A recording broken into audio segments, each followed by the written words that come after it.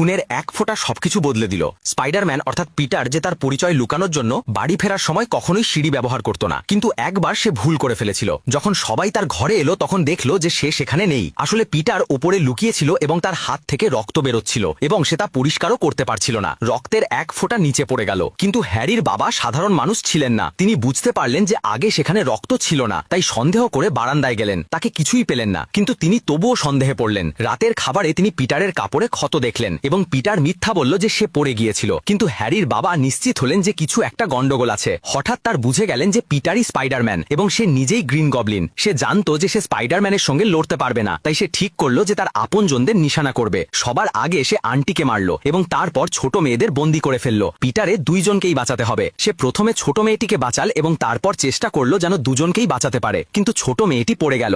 ভালো হলো যে সে রেলিং ধরে ফেলেছিল। ঠিক তখনই গ্রিন গবলিন আবার এলো, কিন্তু লোকজন চিৎকার করতে লাগলো, স্পাইডারম্যানকে মারো না, সে বাচ্চাদের বাঁচাচ্ছে। কেউ একজন গবলিনের ওপর কচরা ছুঁড়ে মারল। তবুও গবলিন স্পাইডারম্যানকে ধরে এক নির্জন বাড়িতে নিয়ে গিয়ে বোমা দিয়ে আহত করে দিল। পিটারের আর লড়াই করার শক্তি ছিল না। কিন্তু যখন গবলিন বলল যে পিটারের মৃত্যুর পর সে তার গার্লফ্রেন্ডকেও কষ্ট দেবে, তখন পিটার রেগে গেল। সে সর্বশক্তি দিয়ে গবলিনকে হারাল। তখন জানা গেল যে গবলিন আর কেউ নয় বরং হ্যারির বাবা। তিনি বললেন যে তিনি শুধু মানসিকভাবে নিয়ন্ত্রণে ছিলেন, কিন্তু আসলে তিনি আবার আক্রমণ করার চেষ্টা করছিলেন। কিন্তু স্পাইডার সেন্স পিটারকে বাঁচিয়ে দিল এবং গবলিনের মৃত্যু হলো। পিটার তার লাশ বাড়ি পৌঁছে দিল, কিন্তু হ্যারি দেখে ভাবল যে স্পাইডারম্যান তার বাবাকে মেরেছে, তাই সে প্রতিশোধ নেওয়ার শপথ করল। পরে পিটারের বান্ধবী যে এখন বড় হয়ে গেছে সে তাকে ভালোবাসার কথা জানাল, কিন্তু পিটার রাজি হলো না, কারণ সে জানতো যার কাছে শক্তি থাকে তার কাছে দায়িত্বও থাকে।